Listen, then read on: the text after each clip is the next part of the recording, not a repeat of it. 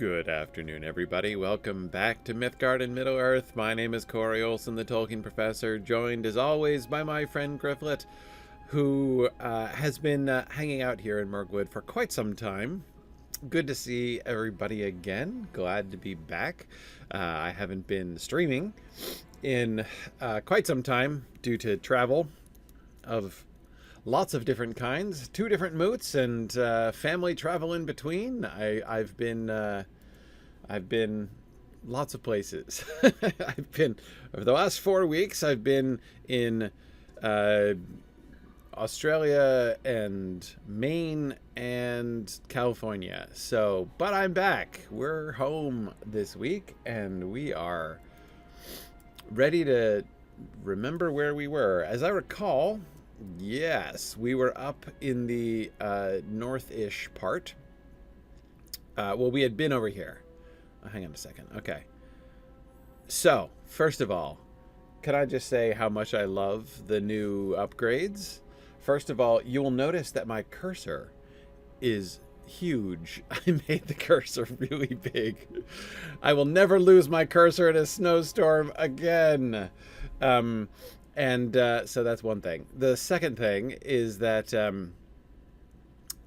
so yes, and you can like see it on the screen. It used to be so small that I would like try to point to things with it. I'd be like, look over here. And then like you couldn't even see it, but now you can on the screen. That's so cool. The other thing is the map upgrades, but this I still need to refine. I think I love the frame, love the frame. And now finally the thing I've been complaining about is no longer true. I think though, all right. So why though are my quest rings not showing up here on the map? Because I've got all these quests and they're giving me no hints right now.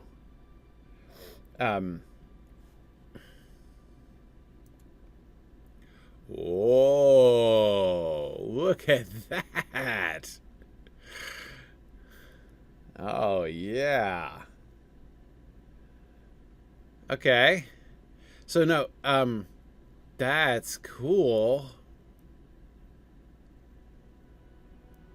That's seriously cool. Oh, my goodness. Okay, but still, I got no quest rings. Why do I have no quest rings? Is there something that is like auto turned off that I've got to where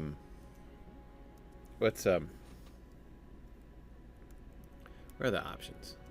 There are my options. Okay, hang on. Oh, what? I'm sorry.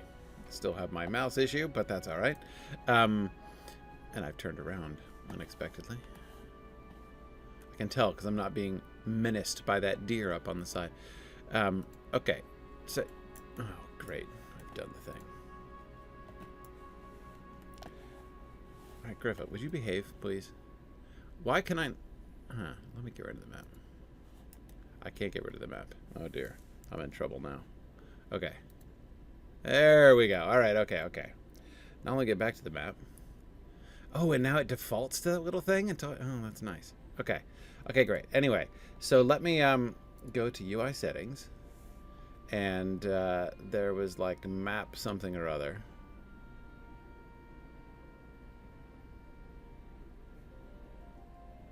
Map quest guide frame. Oh, yeah.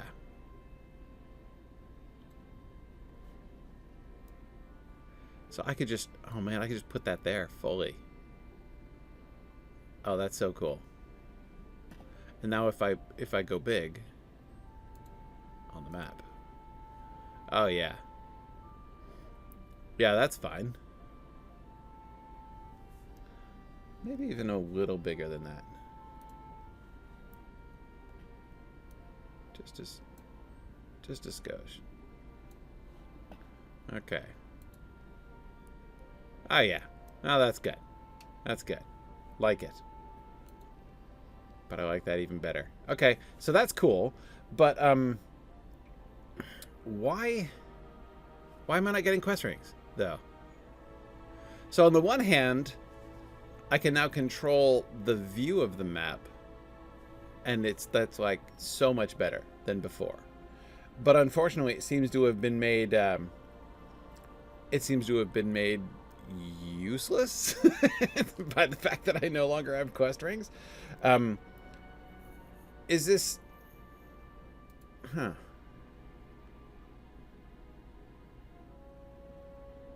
Because I'm gonna have an awful hard time with those. Because remember I got all those quests up here by Torahemel, and then I came back to finish up my Radagast quest. Yeah, I have no idea, but I am not... Gryfflet's not going to get far without quest rings, I can tell you that.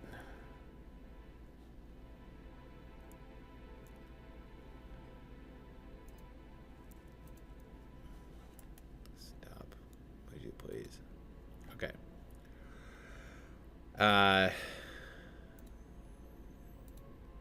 Okay. Oh, alright, I clicked and unclicked them, and then it came back. Fine. Good, good. Problem solved. It's not quite the same as turning it off and on again, but sort of close. Okay. Alright, cool. Cool. Now let me do that thing again. Oh yeah. It's a little hard to see. Oh, but I can just change it straight up. Oh, that's really great. That's really great.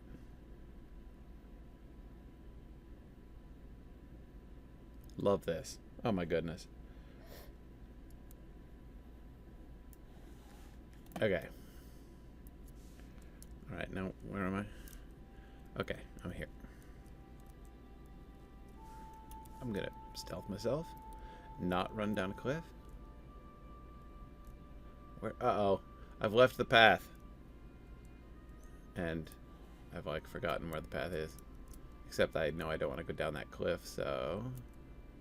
Let's come back over here. Uh-oh, there's a buck who's certainly going to attempt to destroy me. Okay. I see I'm the wrong way, in fact. There's the path. Okay. All right.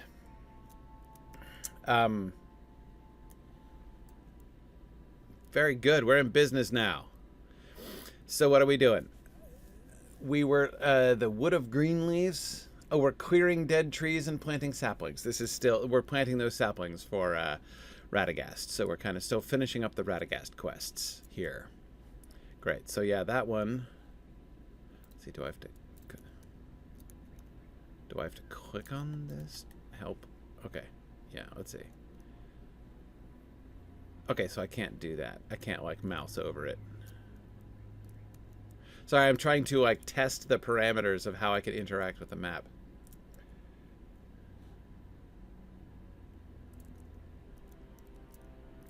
All right.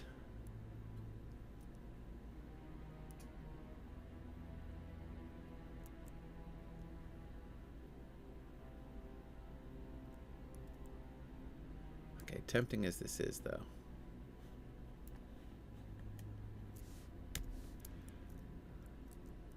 I'm going to try not to have the map up at all times. Anyway, here we are. I am, okay, right. Clearing the dead wood. All right, now I'm vaguely remembering this.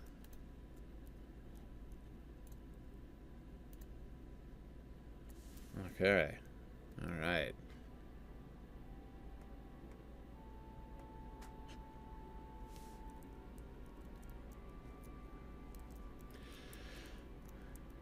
Okay, Gryfflet's returned now officially to his forestry work in Mirkwood. Still generally really enjoying the quest sequences here in Mirkwood. Love the story, you know, the storylines involved with the yeah, sorry, let me stealth again. The storylines involved with the sort of cleansing of Mirkwood, the decorruption of Mirkwood. I'm still not really sure I'm following the narrative that they were building. Oh no, this is going to be one of those quest rings that tries to make me go up a cliff, isn't it? I hope not. Oh, I'm right along the edge of this cliff, so let's see what we can do.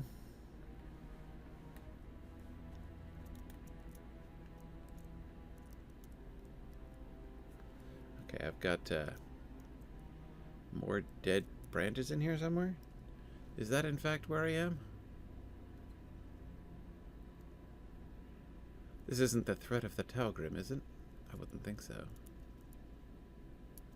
Okay, I do need to go downstairs here.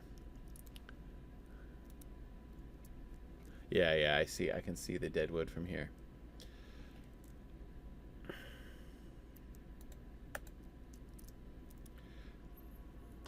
Okay, I tried to hit my button, but it didn't hit my button. I'm still having my little directional issues here. I don't understand why that's happening.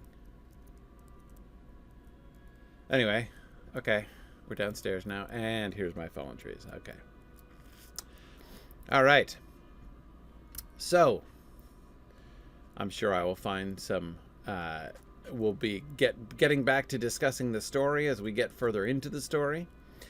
In several of these different quest lines, we're coming to the end of the Radagast. I think we're coming towards the end of the Radagast quest lines.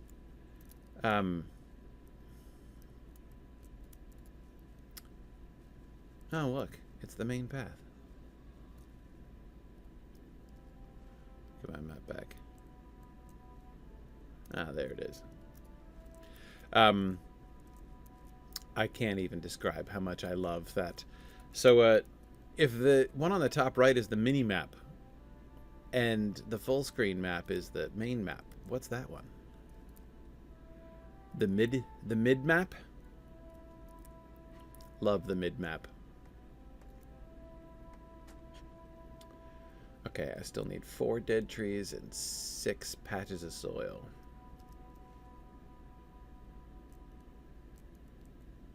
I need to head back this way, apparently. Looks like it's right on the path, actually. Where was that path again? Where was that path again? Said, like, everybody in Mirkwood.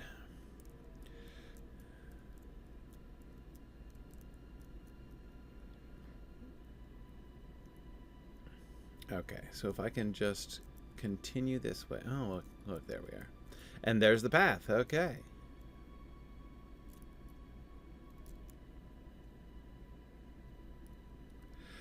You think the targeting is still a little challenging with the larger cursor? Maybe. I'm willing to live with it.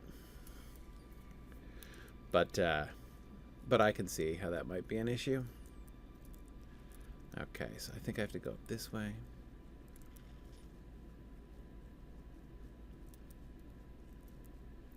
Yeah, there's so many different quest lines to follow that there's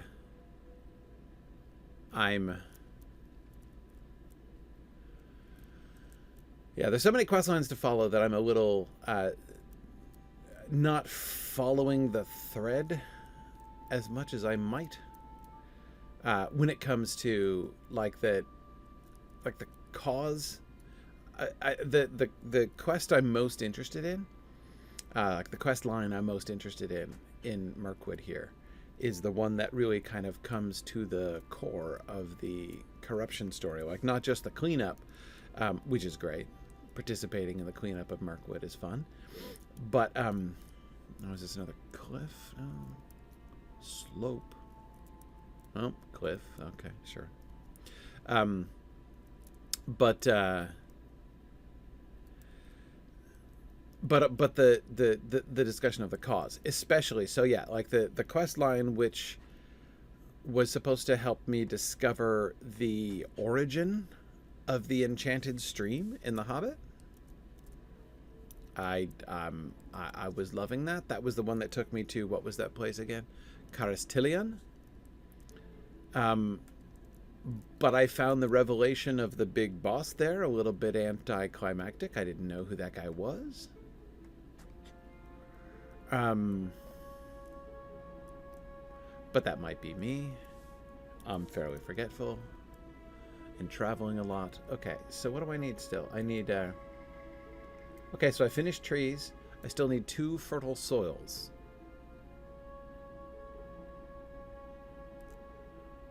All right, hang on a second. Let me...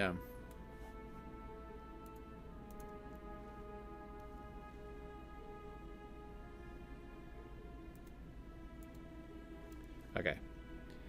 Can I still highlight them here? Does that still work? I can't make them flash anymore by mousing over them or something? No, but I can... Alright, yes I can. Yeah, still a little... Got some little kind of buggish issues here, but we're good. We figured it out. Okay, so those 2 over there... That's perfect. Yeah, that's perfect. So get back to the path is the moral of this particular story. You'd think the moral would be don't leave the path. But that's quite impossible in the world of these quest lines, I'm afraid. And I am... Let me get back to my... Stop. Let me get back to my... Yeah, alright. I just need to keep going this way, so... Alright.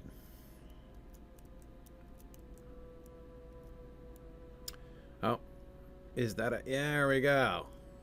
Asparagus. Alright. So I found the path again. And now I just need to, yeah, cross the enchanted stream, whose origin I don't yet fully understand.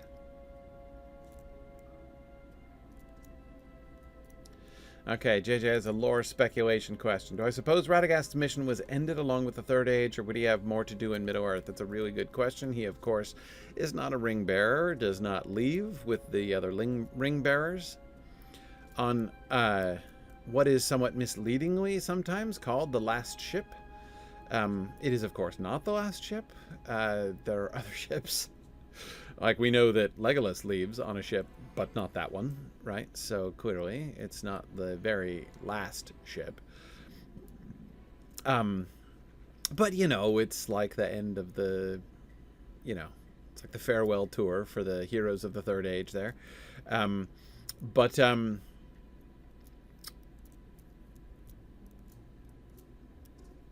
anyway, yeah, the thinking about Radagast.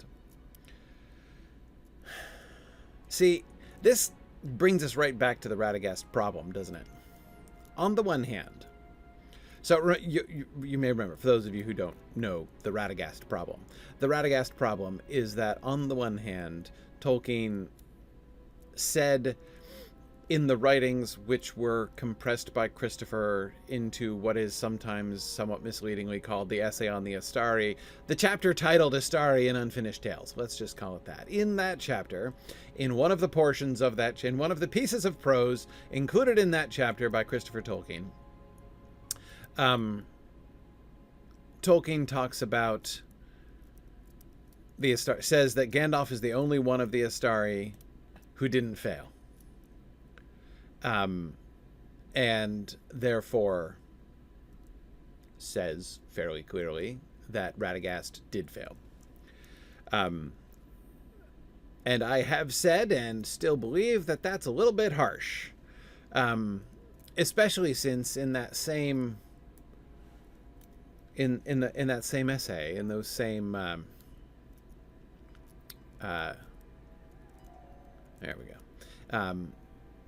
In that same place, Tolkien talks about the fact that he is one of the Maiar of Yavanna, originally, Radagast. Alright, we gotta go south from here. Man, I gotta tell you, that map is so good. The mid map, just my favorite thing. Am I stealthed? No. Let's do that, perhaps. Is there a cliff? Yes. Probably. Oh, there it is. My final fertile soil. And it's the challenge, of course, is that if he is a Maya of Yavanna, like, in what does he fail? That he's, that he goes native, basically. That he is the friend of beasts and birds instead of doing what he's supposed to do. But it's really hard for me to imagine Yavanna disapproving of that. So that it seems to me a short-sighted pronouncement. But again, as I said, the question about, all right. Since we're all the way over here, tell you what, we need to, the concerning spiders one has been going on forever. So let's continue. Let's go this way until I hit the path again. And then let's go and get that little orange circle out of the map. If only I could continue going in that way I wanted to go. But I guess this is why one doesn't leave the path in Mirkwood in the first place. I'm telling you, the terrain in this place is so bad. So the bad news is here's another cliff. The good news is there's the path. I can't... Yeah. Alright. I can't click on my buttons. I think that must be maybe the targeting thing you were talking about, Phil? With the jumbo cursor?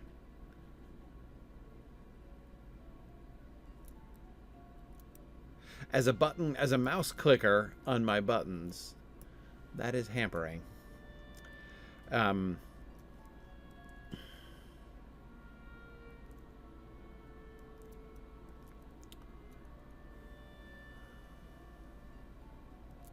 Yeah, well, it's fine.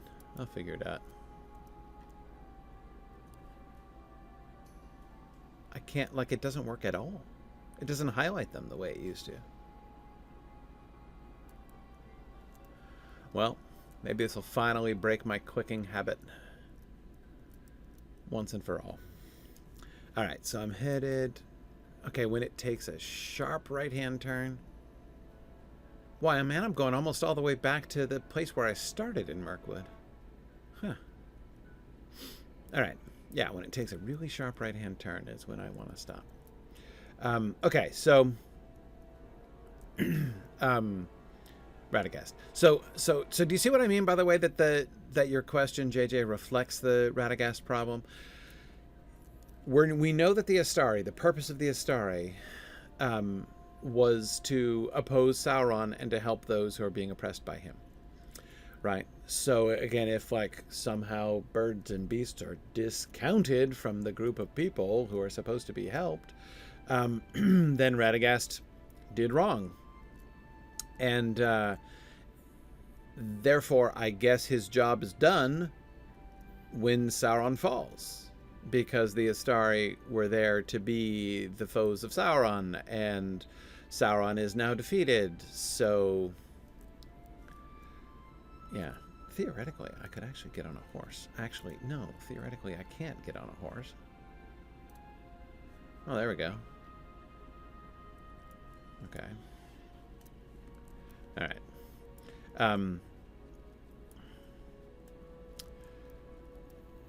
Yeah, anyway, so when Sauron is defeated, I guess he's supposed to leave? But, again, if we think about Radagast and his connection with Yavanna, and if we imagine for just a moment that Yavanna actually does care about birds and beasts, and maybe even plants, then one could also easily imagine Radagast saying, okay, yeah, here we are. This is the right-hand turn I was thinking about. We can also imagine Radagast saying, yeah, my job isn't done. Imagining him more in Sam Gamgee mode. that is the mode that says it's not going to be done until the mess is cleared up. Just like Sam feels in the Shire, right, when they get back. And that, of course, is exactly what Lotro is having Radagast do here in the early 4th Age, in which we find ourselves in the game. That he is helping to clean up the mess. Yes. Oh. Of course. Of course, the spiders are up on top of this cliff. And I'll probably have to go around for like 8 miles to find a way up.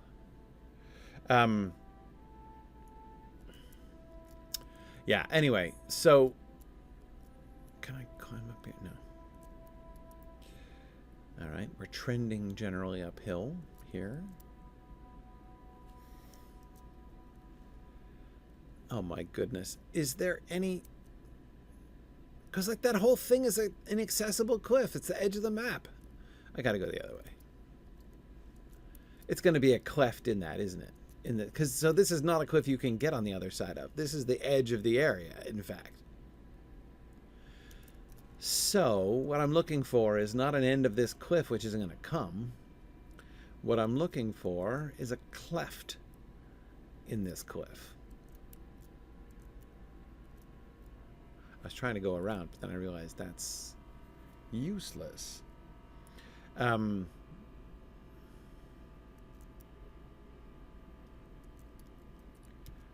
Right? Okay, should be here. Yeah, cleft. That's what I'm talking about. Okay. Phew. And here's my spider webbing to clear out.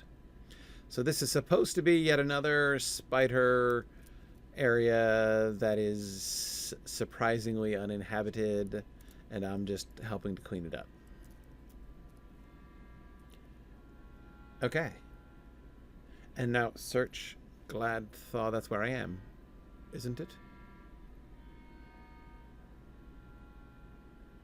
I'm going to keep going down here until I get some white text telling me something or other. There it is. Only a few lost broodlings remain here. There we go. Okay. Lots of dead giant spiders.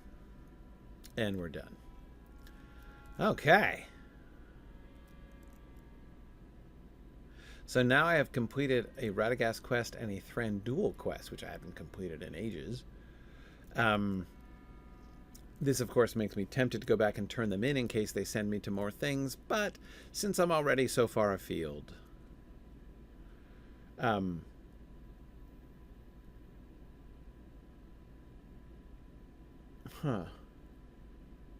Sorry, I'm totally losing the... I have totally lost the thread of the epic quest. Let me see if I can remember what's going on here. Thranduil's scouts, Gardelin and Dinalas, patrol the wood. Legolas is eager to help you track down the orc spies that have been seen creeping throughout Erin Las Galan to learn from them what evils they might be planning. And this is probably going to be related to me pursuing the trail of the dude in the mask, whose name I forget, but I'll remember it when I see it. That other one of the Gurzul, right? That brought me up to Mirkwood here in the first place. Okay. Right, okay, vague memories. So, they're in Iphantemel up there. And if it's in the middle of a Torach, I'm assuming that a spider follow-up quest will probably take me there. So... oh no. Now I'm in a ravine between two cliffs. Alright, now let me go around this side of it. I think I see it there on the map, that little patch of mountain to my right. To the north there. Okay. And yes, path should be up there, up here somewhere. More OS.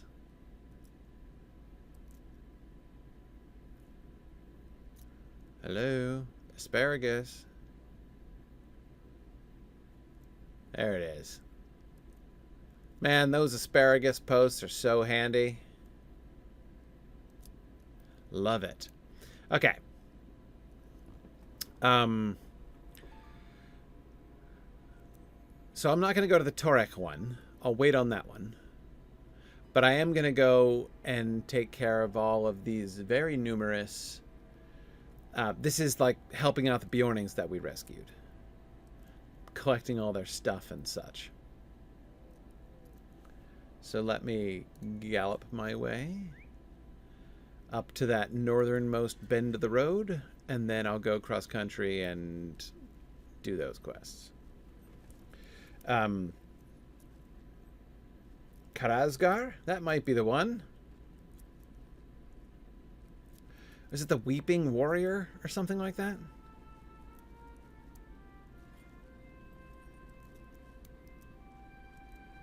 Okay. Oh man, that mid-map is so life-changing. I can't even.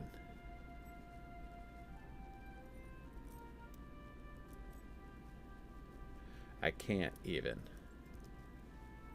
I can just check in on it while I'm riding. You remember how I used to do that anyway? Like I'd like navigate from the map even in perilous situations, and then assume when I left the map I was going to find Gryfflet in a heck of a pickle because I'd been steering blind by the map. But now I can look at the map while I'm actually steering. Oh, so good. So good. How close am I? See? Oh, here we go. We're going to bear left up here, and then that will bring us to the northernmost loop, where we're going to leave the path again. So good. So good. That new map, the mid map is my, it's even better than the big cursor. All right, here we are. Now, I'm not so great a fool as to attempt to do that on horseback. Anything on horseback through the trees here. Besides which I want to stealth, so I don't attract the attention of every single wolf in the area. Now, were there still, like, poisoned animals that I was supposed to help? Or something? Alright, there's something up on this hill here. Which, of course, I can't get up on. Great. How marvelous.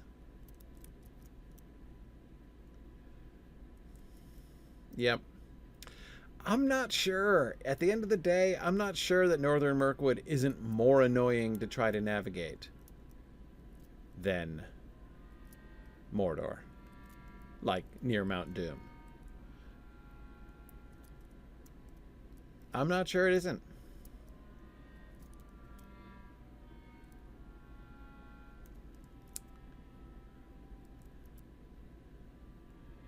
And it's the mountains and cliffs that are the problem, constantly.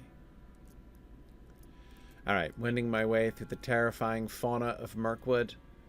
All of these deer.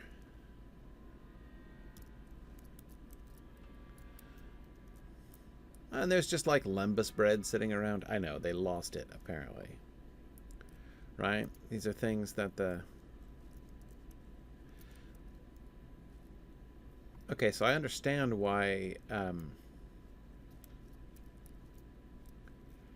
I understand why Bjornings would have honey pots.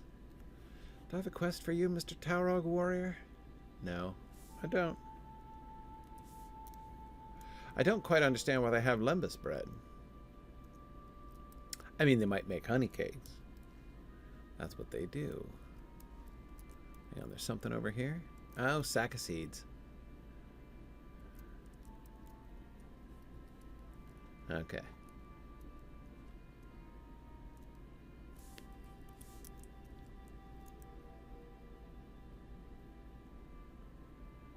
All right. And as is so often the case, most of my quest rings are on top of a cliff that I can't get up. But there are some more down here, so let's continue with that.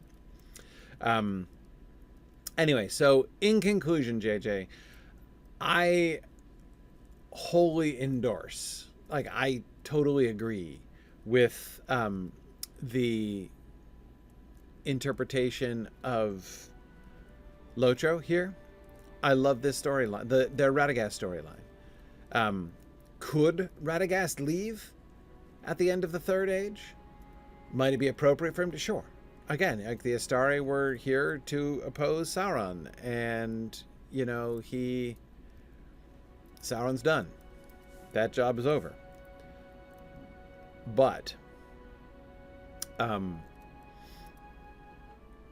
he would, like Sam, want to... Oops, wrong button. He, like Sam, would want to wait until the cleanup was done. So I like that. I like the idea of him remaining. Okay, what's this tree about? Scarred tree. Oh, the Tower of Grim have greatly damaged the trees. And I'm supposed to heal the scarred trees. Huh, I wonder how I do that. Let's see what my present participle is. Applying. Oh, I must have a salve then of some sort that I apply to the trees. Okay. Yeah, an elf presumably gave it to me. Okay. That's cool. Hang on, there's something over here.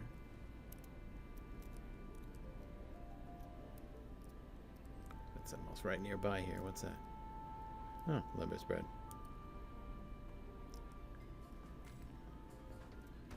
Oh, come on.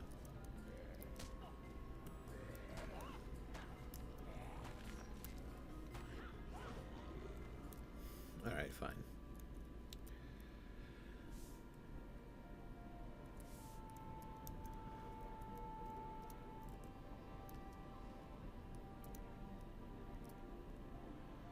Okay. Yeah, Phil, that does seem a little sketchy. Phil says that the Lembas is described as having been traded to the Beornings by the elves of Felegoth. Huh. Hey, look! It's my peeps here. All right. Longhar and Sturkest, whom we rescued.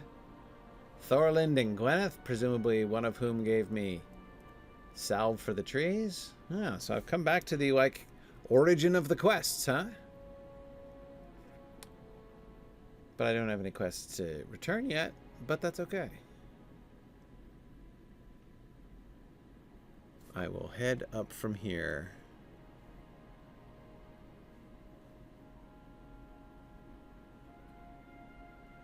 Hey, look, it is doing the mouse over thing, sort of.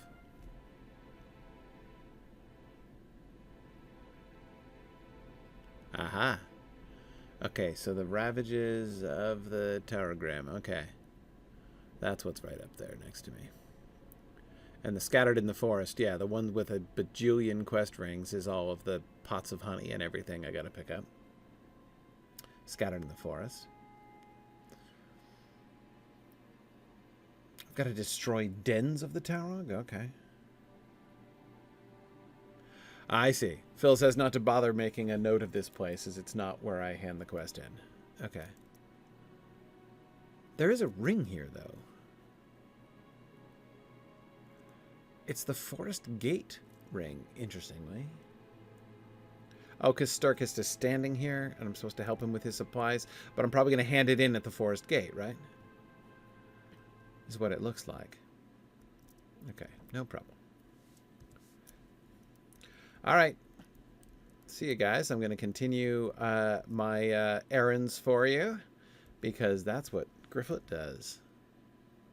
Should I be staying uphill or down? I don't know. Whatever I choose will be inescapably wrong. All right. But there is some stuff down here, so that's good. Maybe it wasn't wrong after all. Look on the bright side of things, Gryfflet. Okay. applying the something or other. Okay. Good, good. All right, this way. Should be another something right on the t'other side. There it is. Okay. Let me, while I'm doing this, look at another lore question. Another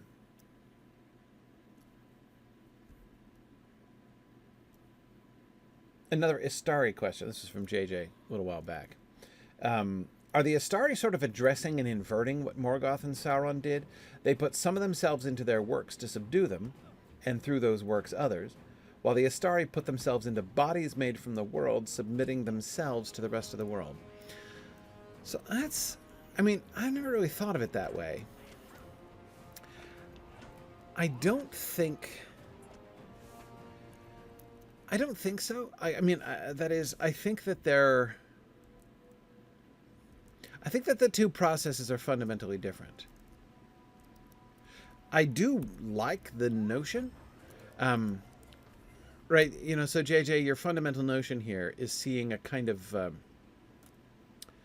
symmetry, right, between Morgoth and Sauron pouring themselves into material things for the purpose of domination, and the Istari submitting themselves to physical form in order to, like, submitting their own selves in order to, you know, help, in order to aid.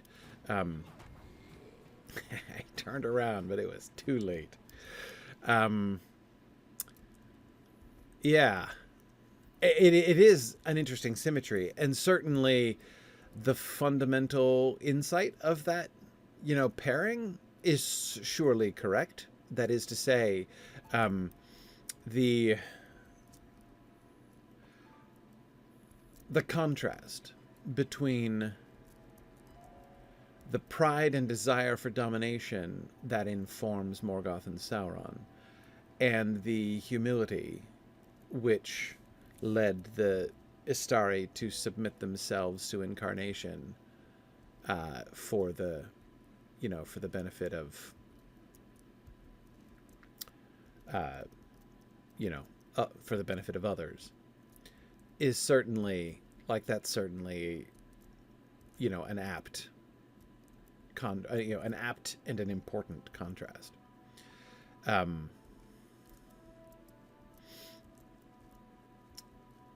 So yes, in that sense, sure, definitely. But I don't think the processes are themselves. I can't even see my own mark on the map. I'm like buried in quest rings. So I guess I just kind of continue going along here. I see something shining. I see a scarred tree, so let's just go there. Oops. Hang on, I just passed some Limbo spread. I'll go back for that. So yeah, it is interesting. Again, certainly the attitude is the same. The thing that I think is, the thing that seems to me to be not exactly parallel in the two things is that with Sauron and, well, no, I mean, I don't know. I guess the more I think about it, the more it is interesting. Because it's a question not just of how they apply their power, but, I don't know, where they put themselves in some sense. The investment of the ring by Sauron with his own essence, his own being, his own power. Just like Morgoth was doing with many things in Arda. Which not only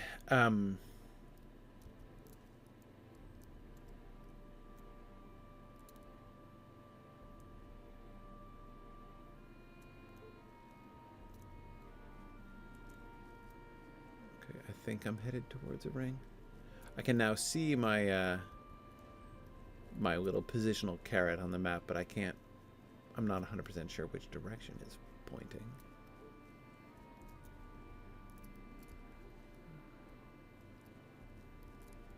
There's the scar tree. Yeah, so they would pour themselves into things either to dominate them directly, like Morgoth often did, or in the case of Sauron and the Ring of Power, he did it in order to, like, enable him to create an instrument for the domination of others, for the domination of the other rings of power, particularly. Uh-oh.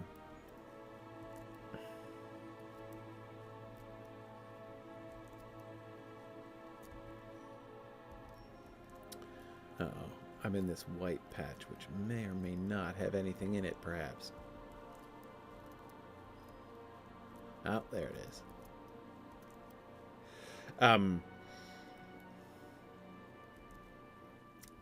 The thing that I struggle with, so on the one hand, there is certainly at least a superficial parallel between that and what the wizards submitted to, which is the pouring of their beings into a physical body.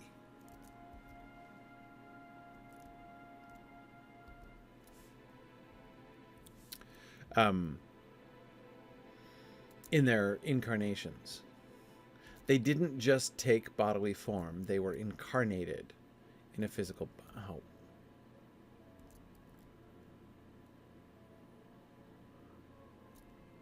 Hey, well look, I can turn in one of my quests. Which one can I turn in? Oh, the tree one, because I just finished the tree one. Welcome, traveler. So many trees were damaged. Thank you for doing what you can, Gryfflet. We must find a way to rout this ancient enemy before they can defile the forest further. Oh, that's right. I was doing some kind of funny voice for Thorlind, but I don't remember what it is. I've forgotten it now. It's been so long. Okay. All right, so that was fine. Progress. Okay, now I got to go back up and find more scattered provisions. I don't think I was doing the prospector voice for him. No, because remember he had that like really snooty voice when we first met him. It was something like that. I still don't have a quest for you. It's funny because I'm on all of these anti-Taurogrim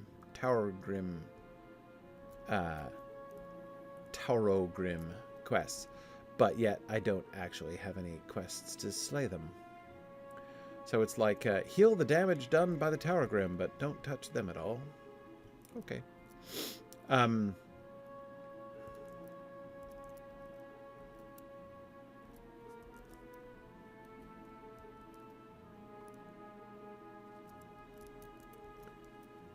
we go. I'm back into the complex nest of supplies scattered all through this place. Oh, there's a barrel of cream floating in the swamp. Not sure I'd want that one. Maybe just milk the cow again, you know?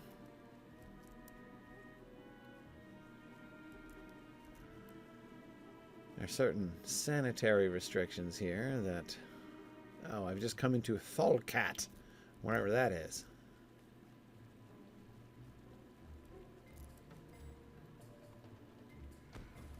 Ah, I picked it up, Tarog Reaver, and you couldn't stop me.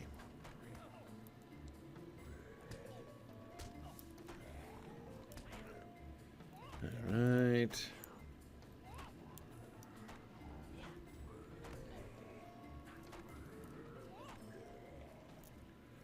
Oh, I do have to defeat them up here. That was the problem. I was in the wrong place.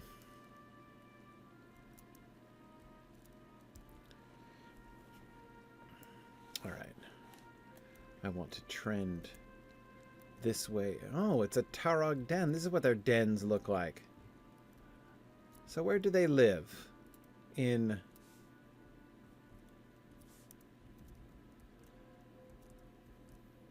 Do they live in trees?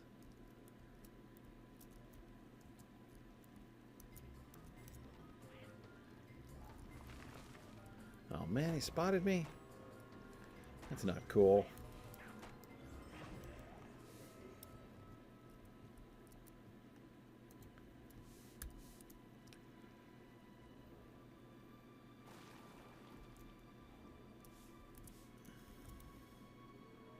Yeah, I think I'm not eating that barrel of cream either. Or that honey, maybe. This place is seriously unsanitary. Yeah, like, pick the honey jar out of the, like, you know, psychedelic mushrooms. And we'll just put that straight back into circulation. All right. I'm headed... Yeah, let me go. There's a couple honey pots or whatever down here. I'm not going to be sorry to finish off this gather stuff up quest. But then again, they're not all that hard to find. Yeah. Okay, anyway, so back to the incarnation of the wizards. So... The incarnation of the wizards, I guess the reason okay, yeah, I've identified why the parallel, though it's very interesting, makes me uncomfortable. And it's because they agree to it, but they're not doing it. That is, they're incarnated presumably by Iluvatar himself. This is... like it's Iluvatar who's in the business of... it's Iluvatar who's in the business of incarnating, you know, Fear in Hroar. And...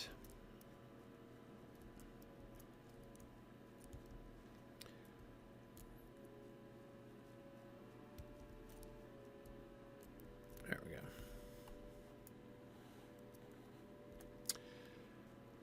So yes, they agreed to it. Yes, it is absolutely a sign of their humility that they did so. And yes, that matters. And yes, that corresponds to their to the, you know, the arrogance and desire to dominate of Sauron and Morgoth. But it's not exactly the same thing, in the sense that they're not... Am I still in Thorcat? No, I'm not. So these guys don't even count. I gotta get back up into Thorcat, which is north of here.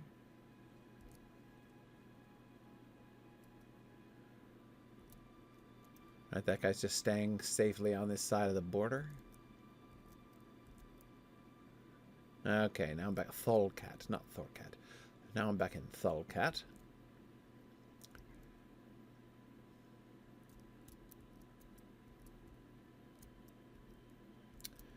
Okay, now let's burn down their den while they're still standing there in excellent burglarious style. Or blow it up, I guess, is really what I mean. I do have to slay a bunch of them, though. Oh, it's fine. Well, they've got stuff there, so I might as well. So yes, I acknowledge all those parallels. But at the end of the day, they don't pour their own power into their bodies. Iluvatar, you know, embodies them that way. So it's not really, in that sense, directly parallel. And...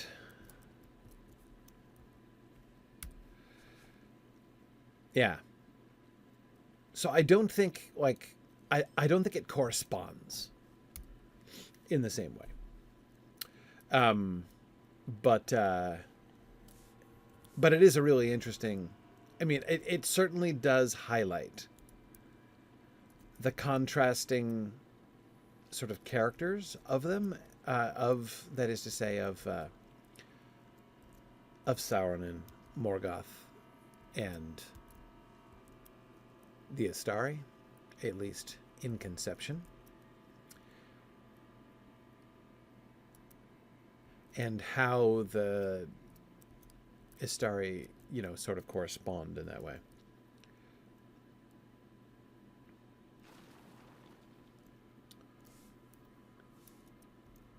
Okay. Is there anything? No, they don't have any Beorning stuff in their camp. So I'm just going to carry on destroying dens.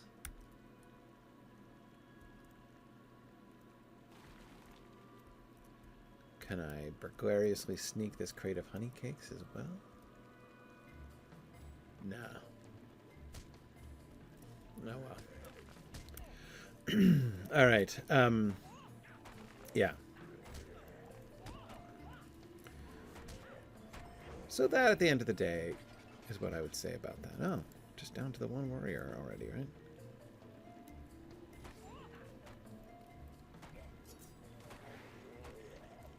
Okay.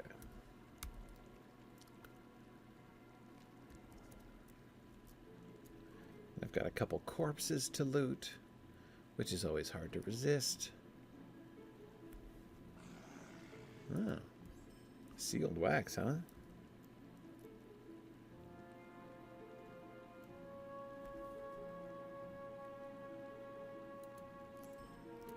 All right. So this is nice. I get to just follow the baleful glow of toxic mushrooms. You know, the like carcinogenic fungus. And I'll get right there. I must be getting close to that gathering quest now.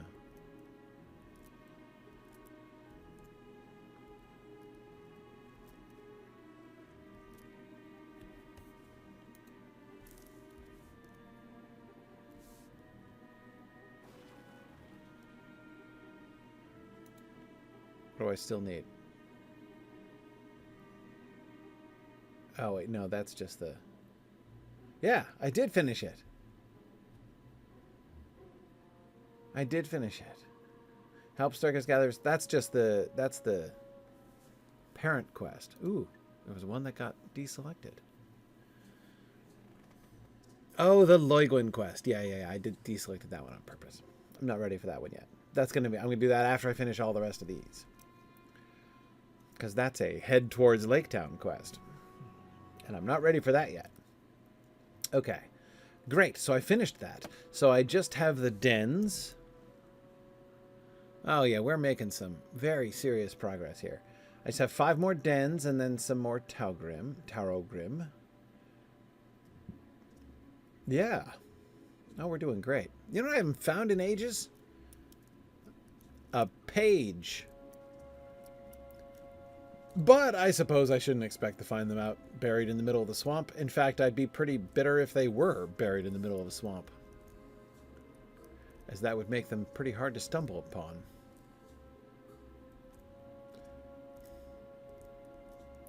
Okay, so there's nothing to entice me out of the burglarious approach here, except for A, corpses to loot, and B,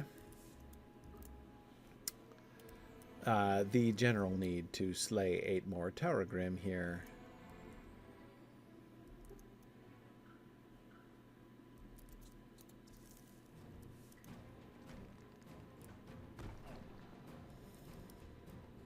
But I think I will wait for occasions just such as this.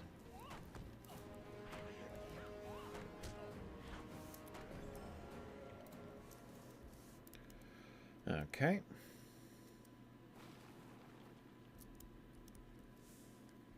All right, so there aren't any pages out here, Phil? No problem. All Alright, fine.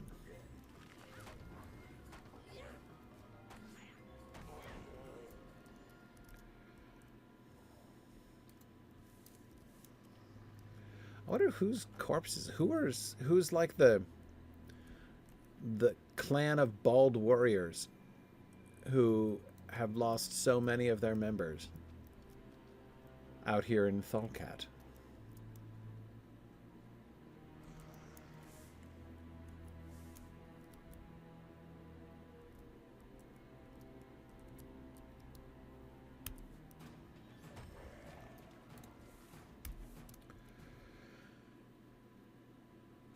Okay, I only need 2 more dens.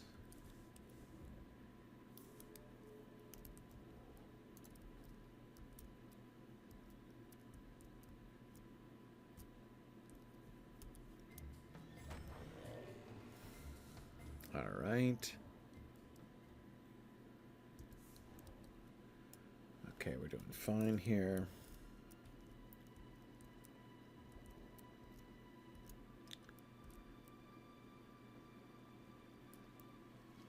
I'm kind of surprised that I have not doubled back on myself and like rediscovered an already destroyed den. I've been Gryfflet's been pretty efficient with this den searching here. Oh, I wasn't in stealth. That would be why he spotted me. Oh man, I got like stunned, thrown into the water, and then rooted there.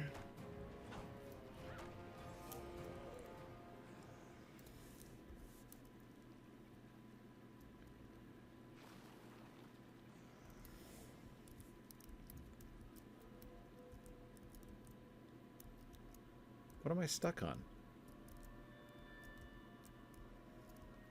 It's like a 6-foot gap between that mushroom and that den. How could I not pass between them? Okay. I only need 2 more then. 1 more den and 2 more dudes. Seriously, you have to give these fungi a wide berth, apparently.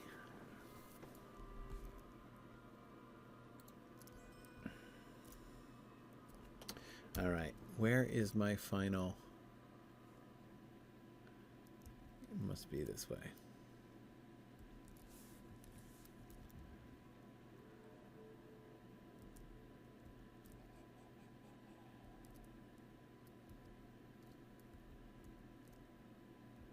Do they have an undestroyed den?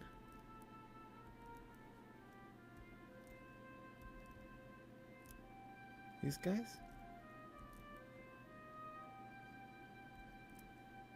I don't think so. They don't seem to have a den to destroy, so I'm not going to bother with them. Yeah, I think it's that one under the tree, under the cliff over there. Yes. There we go. My final den.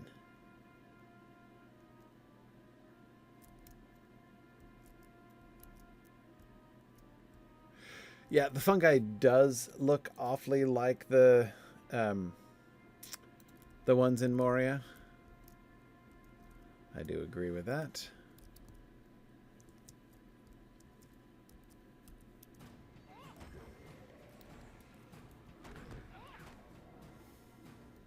Okay. Excellent. Done with them. Done with these.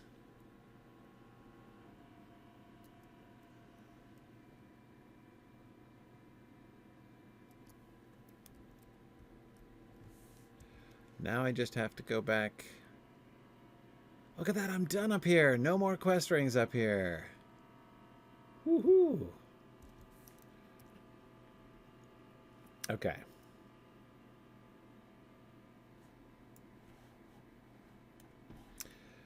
I'm going to stealth up. I'm not going to try to ride, even though it's a goodly distance from here.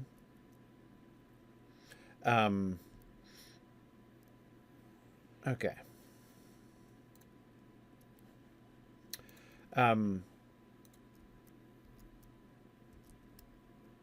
Do I think that it's a coincidence?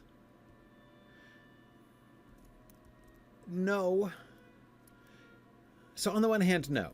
I mean, there's a clear correlation, right? The correlation is between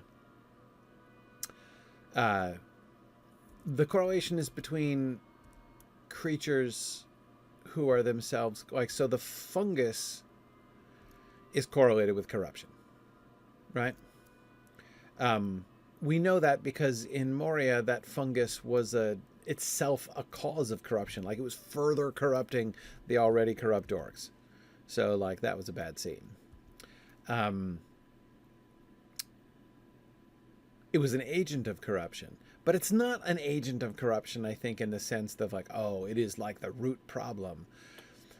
No, like, I think it is itself corrupt. And the corruption of that fungus is that it has an effect on other things. So again, like, what comes first? Like, the Tower Grim are obviously not the result of, you know, fungus poisoning, fungus corruption, like those fungus orcs in Moria. Where are they? Oh, there they are. I see them now. Oh, I can turn something into Starkist here. Huh. Maybe I can turn it into either place. Anyway, so like, it's clearly not, they're clearly not the result of fungus corruption, but I think it's, you know, just like we were seeing the corruption of the land in, what's it called? Aggerknife. I think it's a similar kind of thing.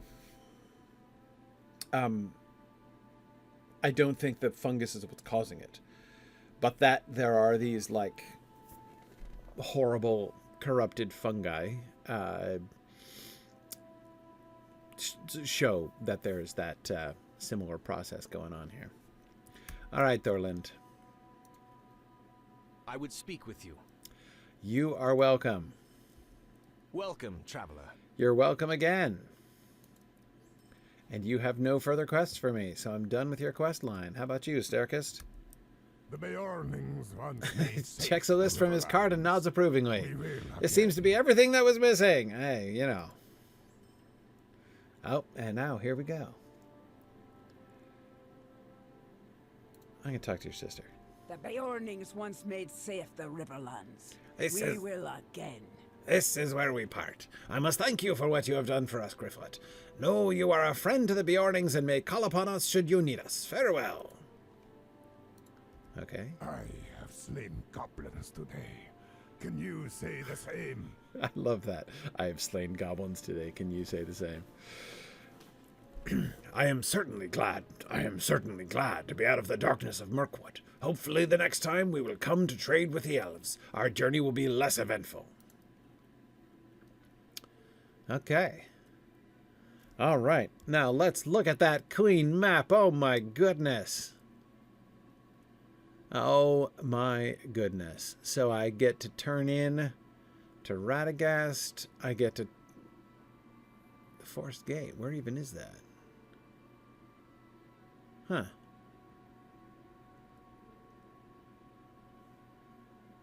Oh, I got it. It's Thranduil. Okay. So I can report back to Thranduil that I finished helping the Bjornings, and Thranduil for the spiders. Oh my goodness. So I've got nothing but that one, but I'm going to wait on that one. So, very good. Let's return to Radagast, and thence to Thranduil.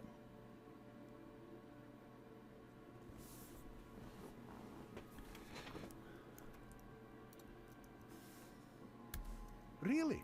You must come and visit me in Roscabel one of these days. The trees were planted well? Good, good. I knew I could count on you. Really, you must come visit me in Roscobel.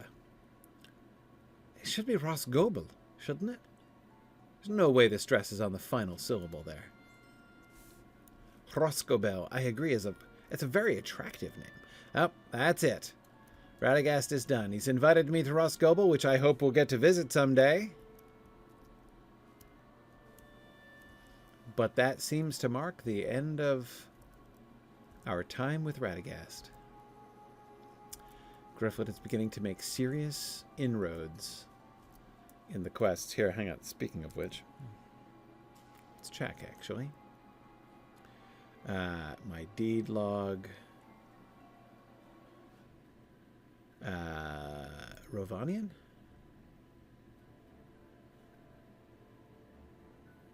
So where are we here? Strongholds of the North? Yes. Quests of Aaron Lost Gallant. Oh, yeah, look at that. 22 out of 30. Serious progress indeed.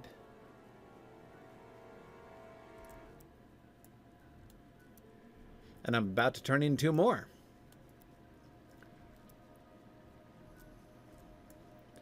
So yeah, we'll see if,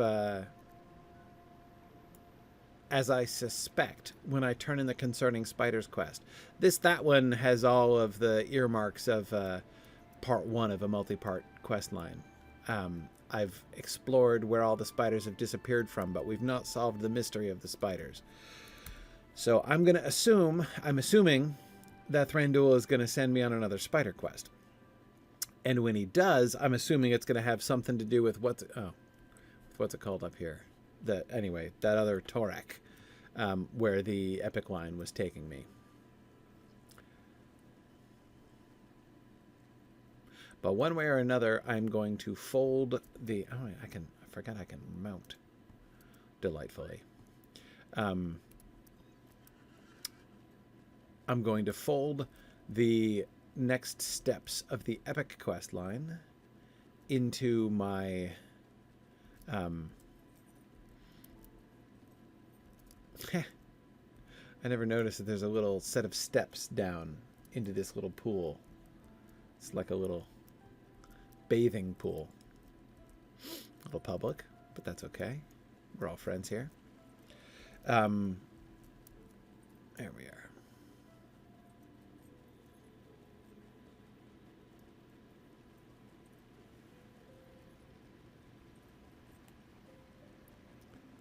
Oh, excellently navigated, Gryfflet. Strong work.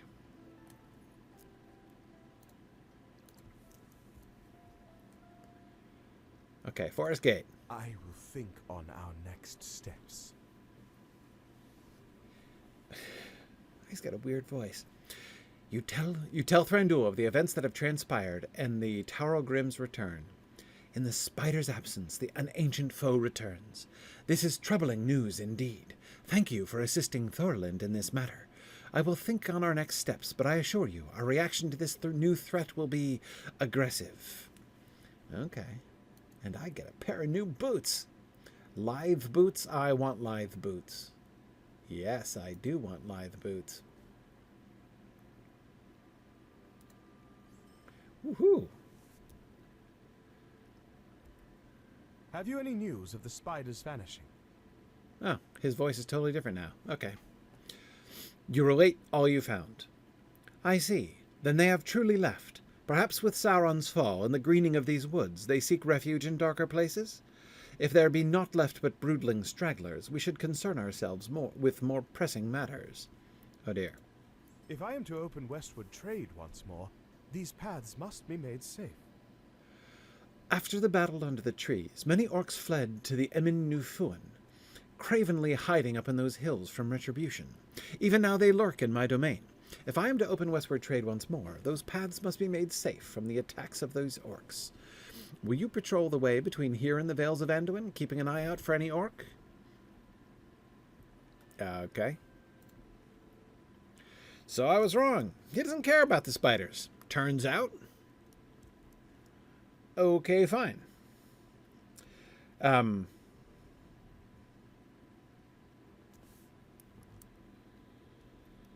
Okay. So I just have to, I guess I'll do the, well. Can I right click from here? I can. Look at that. It's so awesome. Okay. So I'm going to patrol the road. And while I patrol the road, I'm going to stop off at the Torek Emil up here. and pursue the epic quest. Because, yeah, once I'm done with those, I will swept that up, and then I'll head down to Leugland and go in that direction. I'm almost totally done with the westward quests, with the west of Felegoth quests. Pretty cool. Oh, hang on. He's got another one, though. Didn't notice it. Behind his floaty Orcs name. hide yet in the vales. Orcs hide yet in the vales of Emin Nufuin. I would ask you to defeat any orcs that you come across while you're in my domain. All of them? How about 12 of them? Can we compromise? Okay. Glad I noticed that before I left. Okay.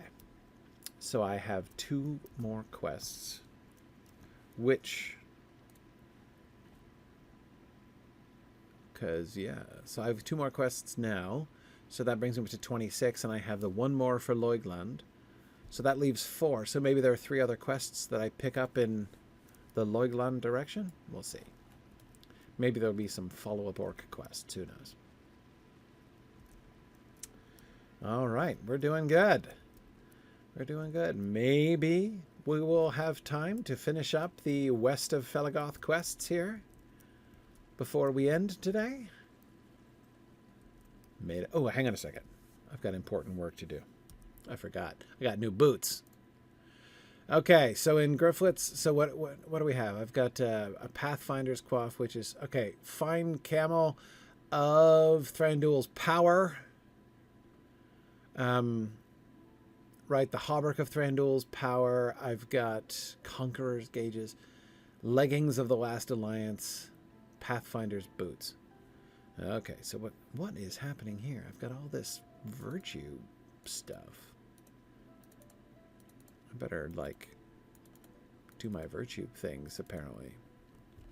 Don't know what's up with that. Okay, what are these? I've got these packages. Enhancement runes? Huh. Weird. Oh, right. These are the things I got from the weird, like... I have no idea what they were. It was like claim a bunch of traceries or something. Anyhow, this is the important bit, though. Wait, what's this one? Oh, right, my Pathfinder's camel, which I replaced with my...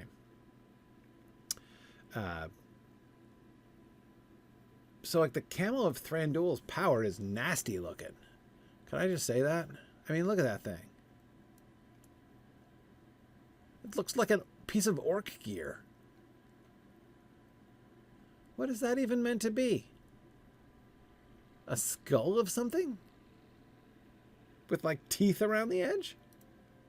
Yeah, it was the legendary reward track. That's, yeah. These are the rewards from the legendary reward track, which popped up. And I was like, what is this? I still don't even know. But anyway, I was like, okay, I'll take it. So I claimed them. Anyway, now I'm getting boots of Thranduil's cunning. Okay, that's fine. So let's see. Let's check that out. What are those going to look like? And oh, won't let me do that, huh? Okay, plainer. They kind of match the hauberk better. You know, sure. Okay. I always like matching sets. Still got Last Alliance pants under there. Hope nobody notices. I definitely need some, like, gauntlets of Thranduil's cunning or something like that to match the boots now. My cloak is still from I don't even know where, somewhere in Mordor. Yeah, Invader's cloak. Got an Invader's cloak and Conqueror's gauges and Pathfinder's quaff. I'm all over the place. Okay, meanwhile, I think I actually want to equip these too. Like, for reals. Okay. Good. What is this package? Oh. A universal solvent pack? Okay. What's this? A gold winter gift. A training dummy? What? Oh, it's like a training snow dummy. Oh, it's the winter gift. Okay, fine. All right. Yeah, you can just see Gryfflet's a little out of touch here. Gryfflet's been on the road. Well, I've been on the road, leaving Gryfflet in Mirkwood. Okay. But back we go.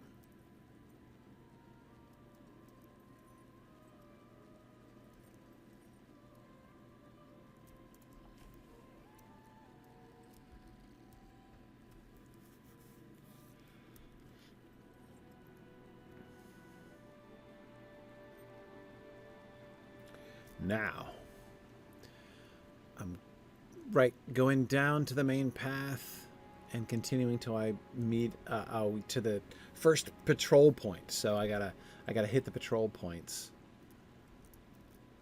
Hit the patrol points on the main path.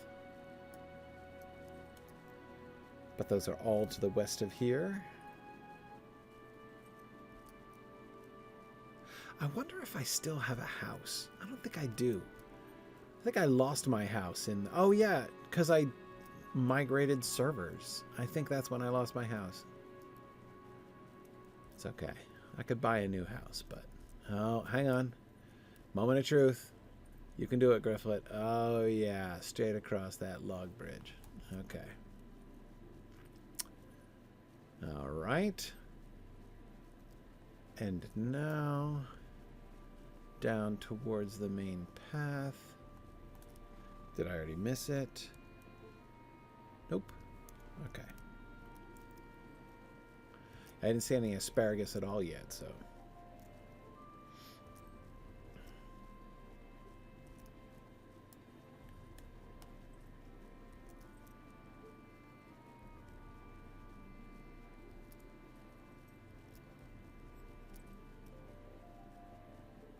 There it is. Okay. So we took a right, and now we're going to travel along this road looking for patrol points until we get to the turn-off place. There we go. Nothing to report. Fair enough. And to the left there is the path to Carastilian, but we don't want that. We want to continue on the main road to the next patrol point.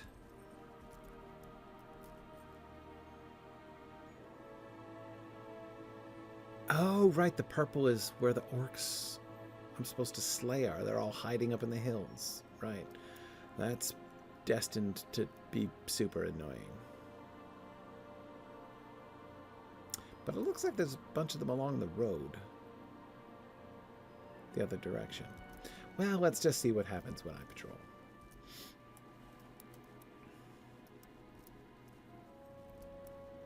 Worst case scenario, I finish my patrol along the road, go up to the Torek place to look for the lost messengers or whatever, finish up wherever the epic quest takes me there, and then come back and go south down to the hills and look for those orc holds on the way back. Okay, back to the bridge. Good. Good, all right. Another lore question. Garanex was asking, what are my thoughts on the new Magician's Nephew adaptation? Yeah, well... So on the one hand, I don't know. On the one hand, I'm a very strict publication order for the Chronicles of Narnia. It really wrecks things to do the Magician's Nephew first. It really does. The Magician's Nephew is the kind of prequel that has payoff all the way through. If you read it as the 6th book in the series, it will have rich payoff all the way through. If you read it first, the payoff, the satisfaction of that book is about 1/4 of what it is. If you read it as the 6th book, maybe less. And what's more, it will also make the rest of the book slightly less interesting too. This is why I am strongly against, like, anybody who's going to read the Chronicles of Narnia. If you've never read the Chronicles of Narnia, or you're thinking of reading the Chronicles of Narnia to your children, I exhort you as strongly as I possibly can to read them in publication order. Start with The Lion, the Witch, and the Wardrobe, Prince Caspian, Voyage of the Dawn Treader, Silver Chair, Horse and His Boy, Magician's Nephew, Last Battle. So that's the still no sign of trouble. Okay, good. All still proceeding apace. All right. Well, I'll just keep riding the road for now. I'm going to pursue this one out. So that's, on the one hand, that certainly informs I was disappointed for that reason to find that they were starting with the Magician's Nephew. But that said, I can't deny the fact that it will be very interesting to see. Because, yeah, thank you for that, for shifting. Thank you. Can we go back to that? What on earth was going on there? It's got some notification that pulled me to a different desktop entirely.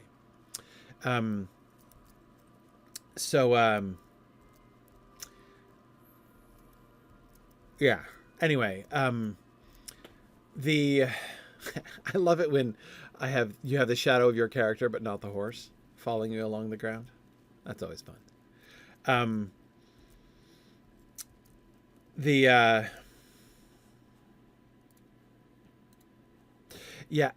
Phil, I also have heard Brian Sibley say that C.S. Lewis preferred the chronological order, to which I respond, I don't care. C.S. Lewis is wrong about that, and I'd tell him to his face. I am ready for a hearty debate with C.S. Lewis on that point. Authors are often wrong about this sort of thing. I am sure he convinced himself that chronological order was better. It isn't. He's wrong. Totally, emphatically, flatly, and demonstrably wrong on that point. And I'm ready to fight. I'm ready to fight with Lewis about that. I'm ready to fight with Tolkien about the fate of the half-elven. I mean, the later generation half-elven. Right, George Lucas. I'm ready to fight with George Lucas about some things too. Yeah, absolutely. Absolutely, yeah. George Lucas also thinks you should watch the movies in chronological order, and I think he's wrong too. Oh, a caravan ahead is met with conflict. There's a conflict ahead. Uh-oh. A very frightened person. The veils must be made safe. Oh no. Do what you can. Dead. They're all dead. We were ambushed and I tried to save them. Yes, he is visibly shaken and visibly shaking. Investigate ambushed caravans. So this doesn't even count as one of two caravans I'm meant to investigate? Oh, I guess I keep going. Okay, it's doubtful they saw the ambush coming. Well, that is the way of ambushes. The dead elves bear blackened puncture wounds. The Beornings once made safe the Riverlands. We will again. We were ambushed, and I did, but the spiders such as I have never seen, and I tried, but I could not save them. Ha ha ha ha, there is a follow-up spider quest. Safe. Do what you can. So Thranduil thought he was sending me to patrol for orcs, but in fact, it was the follow-up spider quest I always suspected. The Beorning takes a deep breath. Forgive me, my wits are returning. Grant me one more calming breath, and I will tell my tale as it should be told. There, now then. When the Elf King closed off this realm, I was still within it, and therefore unable to return home. By good fortune, I was in the company of these poor elves, with whom I had traded many years and knew well. They kindly offered to lead me to Felegoth, where I might bide my time. Thither we were going, when here on the path, and without warning, spiders descended all about us. They ignored, but fell upon each and every elf with strange and silent fury. What I tell you is true. Look into my eyes. Look at the nature of their wounds. Come, we must go to Felegoth and tell the elves of this.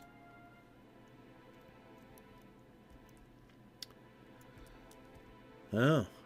Straight back to Felegoth, huh?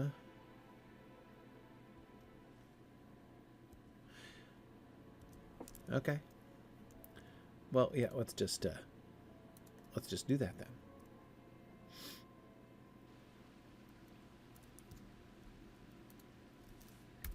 Holkel has told me his story. His face is an honest one, and I do not suspect him of deceit.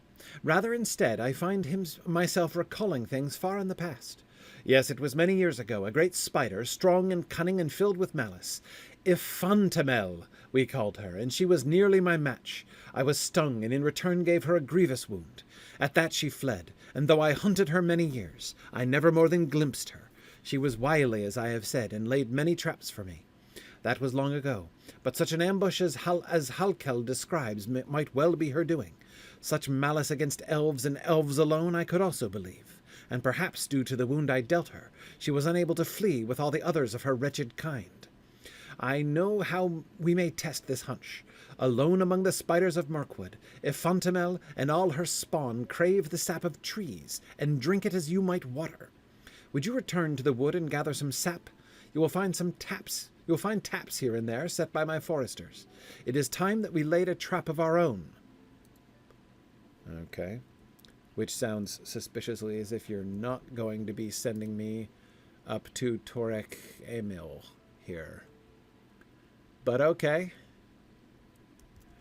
No problem.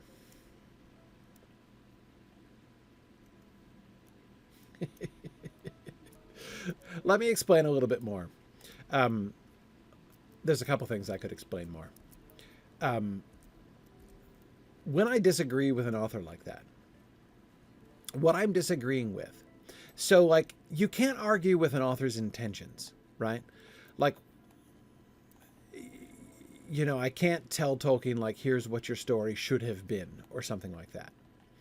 What I argue with about, so like, you know, because that's just, I mean, you can do that. Like, you are welcome to think if you want that you can think of a better story, right? And this, of course, is what a lot of fan fiction does, is to say, like, I want to tell this story differently, right? So, you know, that's all good fun, and you're welcome to do that, but that's not what I'm talking about. What I'm talking about is differing with an author about interpretation of their work, because that often happens. Now, Tolkien, I find, is a very, very good reader of his work. Generally, I find his interpretation of his work excellent. But I find the Fate of the Half-Elven, which is a later interpretation and interpolation of his. Like, basically, that is him taking his text and later on deciding, based upon the pattern of his text, you know, as it stands, what conclusions can he draw and what, like, ramifications does that have?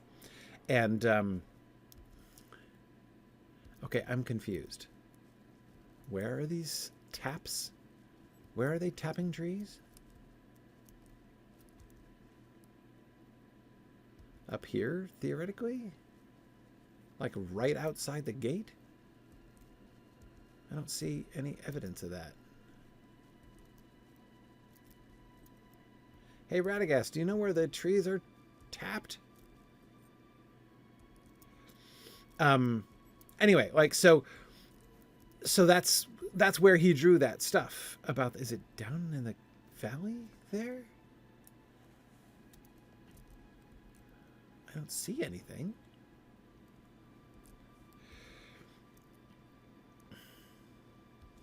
No, it seems to be mostly south of here. I'm confused.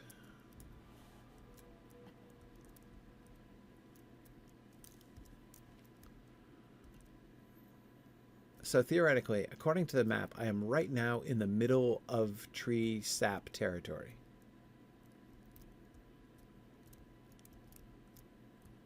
Ah, there it is. It is down in the valley here. Okay. Right. So, oh, it's right next to a ferocious buck.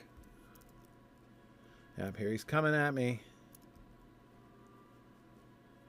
Back slowly away, Gryfflet. Back slowly away.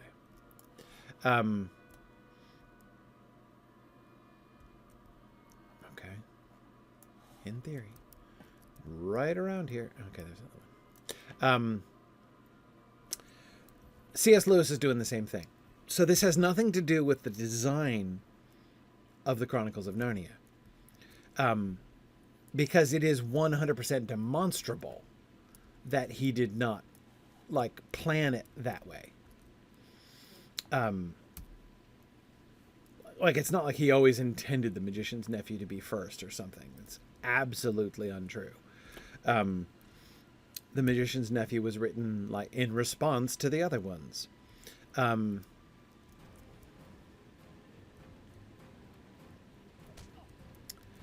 this buck has finally had enough.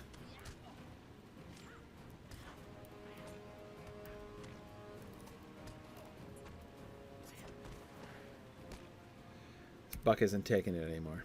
Okay.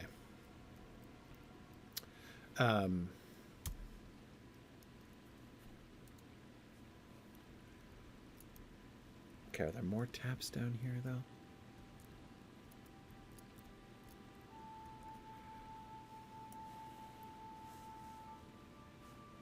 Okay, the milestone's right up there. Let me stay down by the river for a bit. No, there's none across the river, it looks like.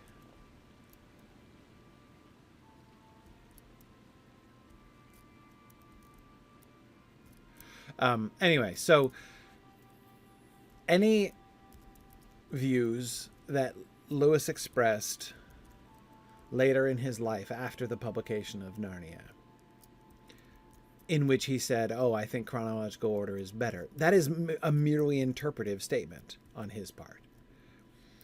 And I violently disagree with that interpretation. He's wrong. He's wrong. Lewis was wrong about several things. This is one of them.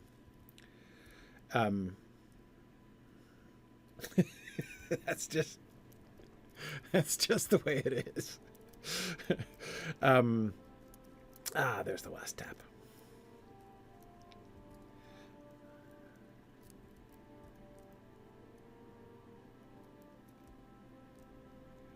Lay a trap to catch one of Iphantemel's spawn.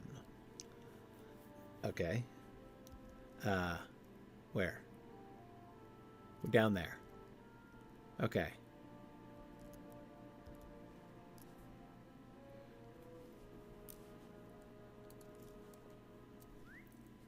So we go down to the road, take a right, and gallop out a long ways, leading me ever towards Iphantemel, I can't help but notice. Perhaps my theory is going to turn out to be true after all. Okay.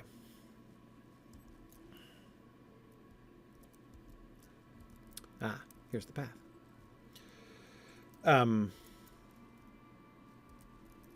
you're right, Tomas. C.S. Lewis was certainly not wrong in his praise for The Lord of the Rings. Totally agree with that. No, I agree with C.S. Lewis about most things, and C.S. Lewis was a wonderful reader and critic. Both he and Tolkien were wonderful readers and critics. I don't disagree with their, like, critical judgment often. But there are times when I do. And the chronological order of Narnia is one. So, Drowsnake, you had asked before about, like, what kinds of payoff am I talking about? Almost everything. Almost everything that happens. The explanation of how, like, what the magician's nephew does, right? Like, from big picture to, like, little details. Almost everything is relating back to and connecting back to the things that happen in the first 5 books. So from questions of, like, how did, like, these links between Narnia and and our world start in the first place, right? Like, why is it, how did there come to be a wardrobe, you know, that you could go through and get into Narnia? Like, that doesn't make any sense. Well, that gets explained, right? Not just explained in the sense of literally where the wardrobe came from, which is awesome, but also from the whole, like, the you know, Uncle Andrew's magic rings, right? And the wood between the world, which, like, all explains, like, how did this particular link start in the first place? down again to the details of like, where did the wardrobe come from and why is there a lamppost planted in Lantern Waste, right? And all of those details are things which like, yeah, it's a little bit cool. If you read The Magician's Nephew first and you hear about like, okay, so there's going to be even the passage at the end of The Magician's Nephew that explains the wardrobe is not even going to be, I mean, it's very tantalizing because it assumes you know already. Like, that's not even going to work. If you just come to that one little paragraph that says, and later on, like, it was made into a wardrobe. And like, it says nothing else about it. And when you come across that in book 6, you're like, oh, wow, that's where the wardrobe came from. Huge payoff. That is fantastic. Oh my goodness, that explains everything. When you read it first, you're just like, huh, okay, I guess it's made into a wardrobe. And then when in the next book theoretically 2, in a horrible order book 2, you read The Lion, the Witch, and the Wardrobe, you're like, oh yeah, okay, they're going into that wardrobe. And it's like a little bit cool, like, oh, Lucy has discovered that special wardrobe that I learned about in one sentence in the last book. But it is like, as I say, less than 25% of the payoff that you get when the wardrobe has already become this iconic mythic thing. And then you come to the place where like it is actually being, it is actually being constructed. Like, oh my goodness.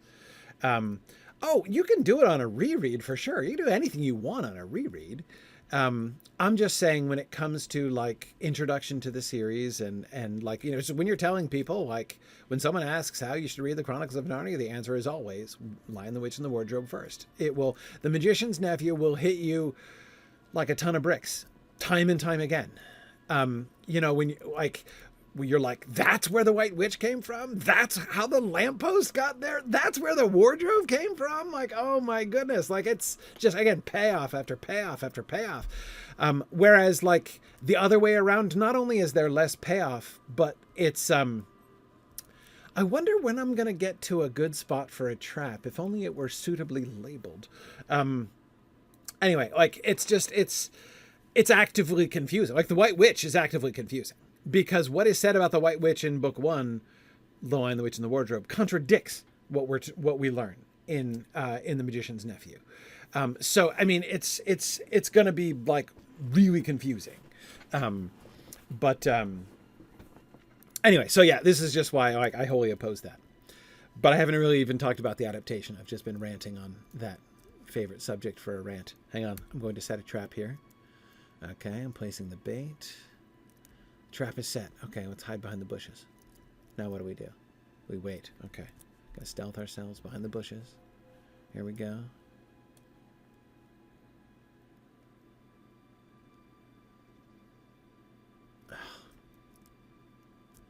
Seriously? Come on now. Fine.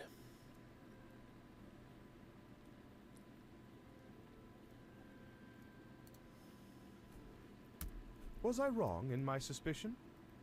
Yes. That's it. The sap was too pure.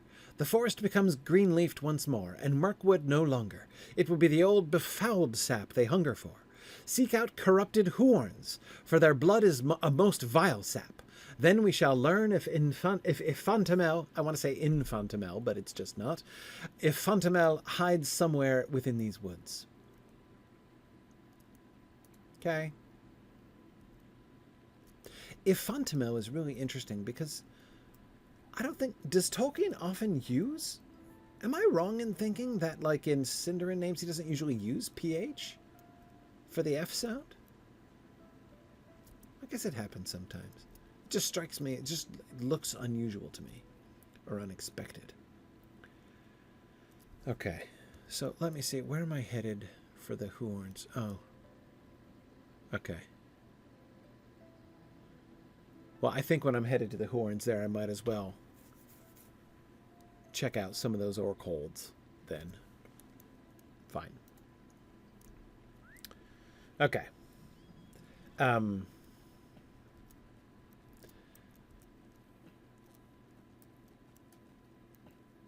right. Yeah. Okay. So, but on to the adaptation question.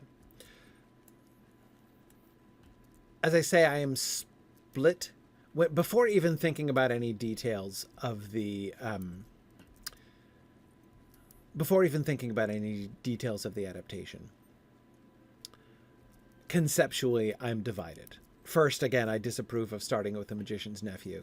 And so should this become a really successful series that, like, actually, for the first time ever, ends up doing all 7 books of the Chronicles of Narnia, then, you know, it will have established, you know, in the unlikely event that this new Netflix adaptation becomes the Peter Jackson trilogy of Narnia, and like forms a whole new generation of readers and, well, consumers anyway, of the Chronicles of Narnia. And then, you know, then it's going to like perpetuate this whole like, chronological order heresy and make it much, much worse. So I disapprove of that. However, secondly, all right. Oh, hang on. Well, you can do it, Gryfflet. Across the log. Very good. However, that concern or disapproval or snootiness or whatever you want to call it, grumpiness, is moderated by the fact that every other adaptation has always started at The Lion, the Witch, and the Wardrobe, of which in the abstract I approve. But of course, the result of this is that there have been several adaptations already of The Lion, the Witch, and the Wardrobe. And there's like, has there ever been a single one? Has The Magician's Nephew ever, in fact, been adapted? I don't think it has. I mean, did the original BBC series make it through all 7? It might have done. It would be just like the BBC to me. You know, the one with the people in the ridiculous beaver costumes. And I think they might have done all 7. But anyway, certainly none of the modern film adaptations have made it. We got as far as The Voyage of the Dawn Treader, and then they stopped while they were behind. As The Voyage of the Dawn Treader, which is my second favorite of the Chronicles of Narnia, was a pretty bad film. Quite bad film, really. And that was sad, that should have been such a very bad film. However, it also spelled the death of the thing, and we didn't get the silver chair, which I was kind of hoping we would get. So, hang on. I'm right next to Horn territory, apparently.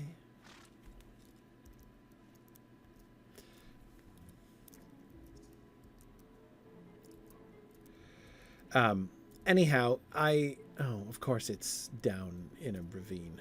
It would be in a... Oh, is it near the river?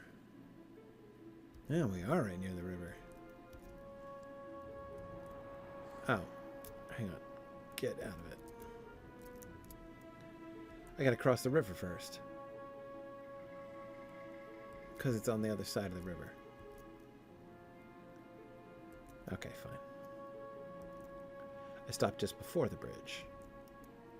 Anyway, so my chronological objections are balanced by the fact that I am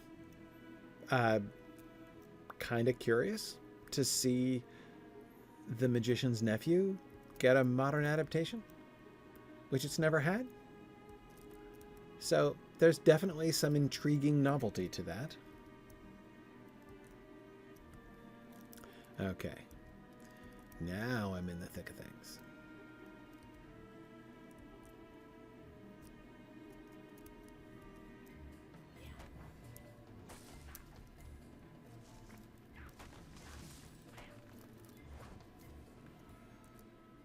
Okay. Oh, good. I did collect sap. I hope they drop sap 1-for-1 as my primary request.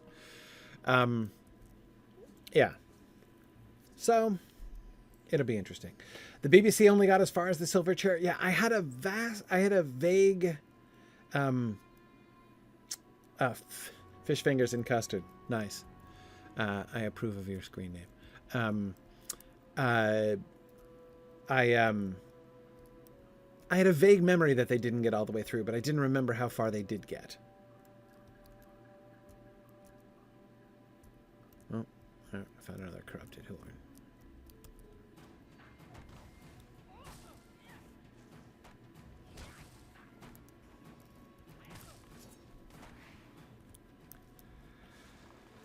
Okay.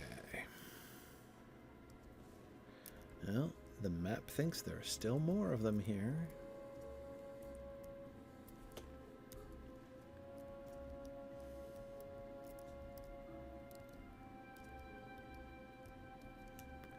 Bunch of corrupted wolves, a corrupted bear.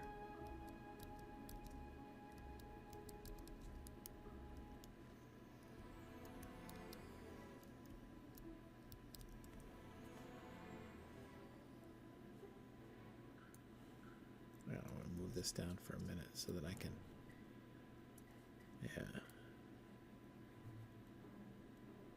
Let's try that. So I don't want to cover up so I can see when I toggle among them. There we go. That's what I'm looking for.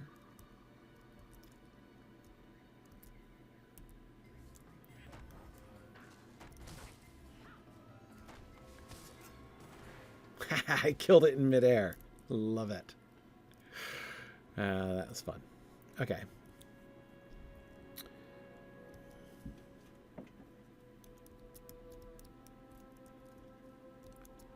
Any more? There's another one.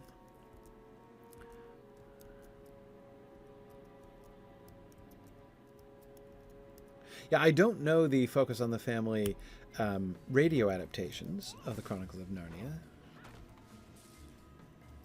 As much of an audiophile as I am, I've never loved audio adaptations, just because I strongly prefer the unabridged books.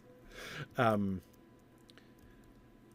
why a lot of people are kind of disappointed to discover. Like there are many people, of course, many Tolkien fans that grew up with the BBC radio, radio adaptations of the Lord of the Rings. And I did not, just mostly because I grew up in America and kind of missed that. But in addition, I just, I didn't want it. Like, I was dissatisfied. I had the American with the mind's eye one. And I loved that when I found it. I would have loved the BBC one if I found it as a kid, because that was all there was. But as soon as I discovered that the Rob Inglis existed, like as soon as the Rob Inglis recording had been made and I discovered that it existed, I no longer had like any interest whatsoever in the BBC radio adaptation, because I was like, the unabridged audiobook exists. That's what I've wanted my whole life. And so that's what I am going to find. Okay, I've gotten 5 of my corrupted horns right here in this fun little area.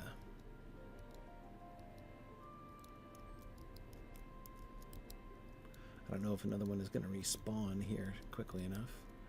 Maybe I should head south of the road.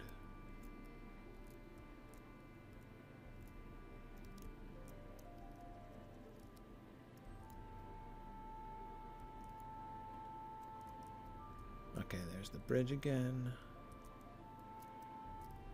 And so if I just head south from here, I should find more down along the riverside by the Gloom Waters, who will pull me out of stealth, which is very unpleasant. But I'll try to see if I can find any. Tell me they're on the other side of the river from here, the horns. When I last came through here, I seem to remember I was searching for bears. Uh-oh.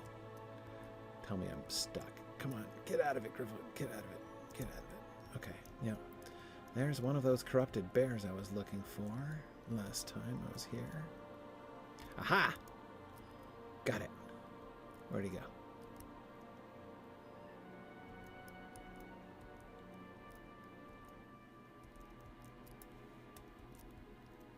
Phew.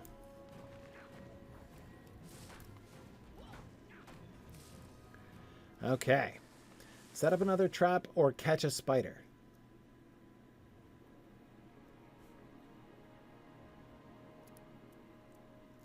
Huh. Up on the path, I guess. Yeah.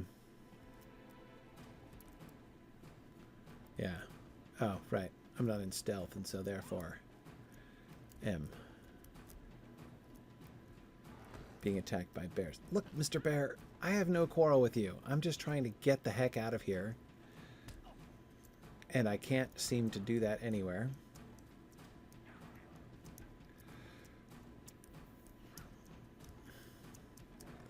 Yes, Mirkwood, most annoying terrain in this whole part of the game. But the good news is I think I threw off that bear. The bear got stuck. I led the bear into a trap.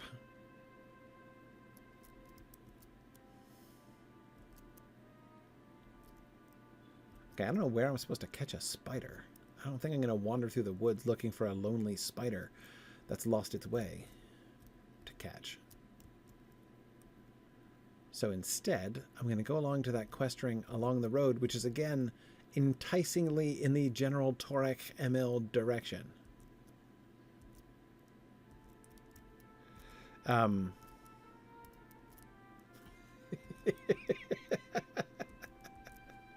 Sorry, laughing at JJ's comment. That when I say I've never, no, I don't know if the radio meditations. The professor has not heard of them. He does not want to hear them. He does not want them to be. It's fine if they are. I have no objection to their being. And yes, I know that you're quoting Gollum. But yeah, no, it's just I like listening to the unabridged books. What can I say? That's what I love. By the way, speaking of books, I've just finally started reading. Oh yeah, another good spot for a trap. Well, we'll see how that pans out this time.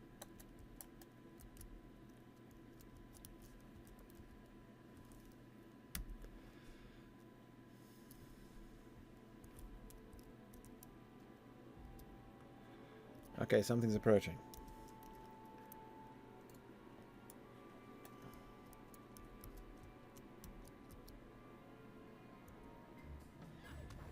While the spider was too vicious for capture, its legs should provide Thranduil with clues.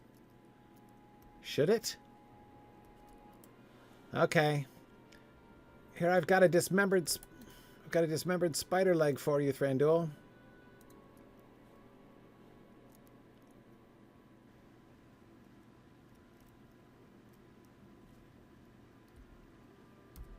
I am convinced this was indeed one of her brood. Mark the colouring upon this leg. Yes, they are strikingly like the markings upon Iphantemel. I am convinced this was indeed one of her brood.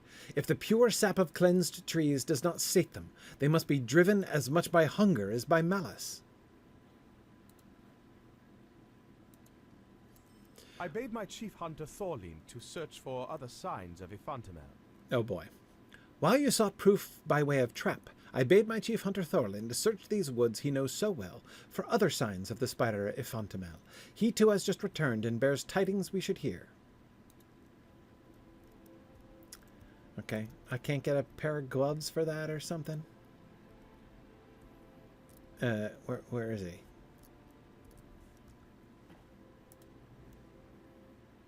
No, but seriously. Is he here?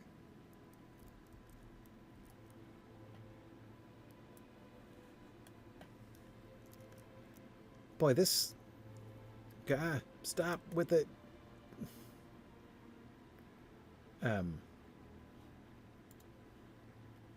Okay. Sorry, what was I even trying to click on? I can't even remember now. Oh yeah, my deed log. Or yeah. Okay. So how many quests we have here? Okay. 26 out of 30. So 1, 2, and then the Luglin one. So yeah. All right. We're getting close to the end. This is the end. So this suggests there's not a lot of Luglin quests, or if they are, they're Lake Town region ones instead of up here. All right. So is Thorlind somewhere indoors? Ah, yes, there he is. Okay, fine.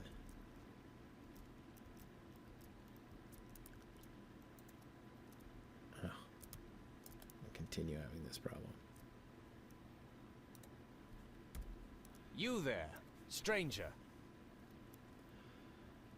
Far and wide I have wandered through our woods, and now I well and truly believe the spiders have gone. This should be glad news, but instead it troubles me. At long last, when I was full weary and on the brink of giving up, I happened upon a group of spiders by the banks of the Rachlo, gathering sap from a gnarled and wounded tree. They were too great in number, and I dared not go closer, but with your help we might come closer and learn more, either by capture or chase.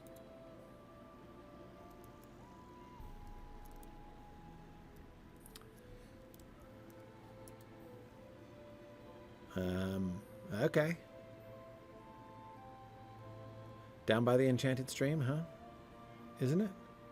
Still in that same spot where all those horns were?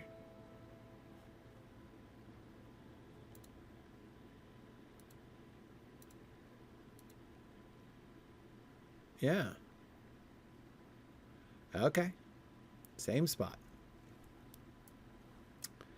Boy, that's enough to make you resentful for having to come all the way back here to get the quest back to the same spot. Whoops. And we're out of time. Okay, so next time we shall hopefully complete the search for Iphantemel, and we'll clear up those orcs while we're at it, and then we'll pursue the epic. And at that point, we really should be done with the west of Felegoth quests, and we can head over towards Leugland and Esgaroth. Pretty exciting. We're almost done with Erin Las Gallen with the Greenwood here. Heading over towards the Long Lake. All right. Strong work today, Gryfflet. That was well done. All right, thanks everybody for joining me today. I believe that I will be, well, I shouldn't be rash, come to think of it. I think I'm leaving next Friday. So sadly, I won't be here next week. Yeah, no, I'm not going to be able to promise that. So yes, sadly, I won't be here the next week, but I should be back, golly. March sometime.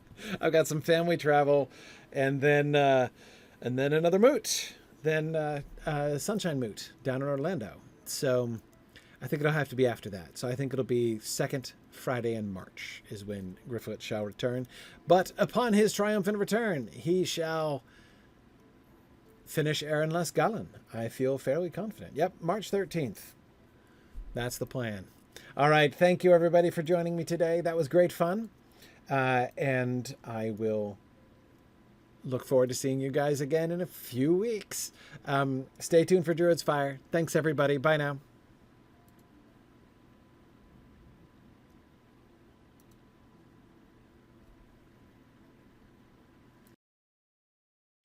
Thanks for joining in on my rambles around Standing Stone's brilliant digital adaptation of Tolkien's world. If you enjoy these adventures, please consider supporting this and other entertaining educational programming by donating at signumuniversity.org/fund.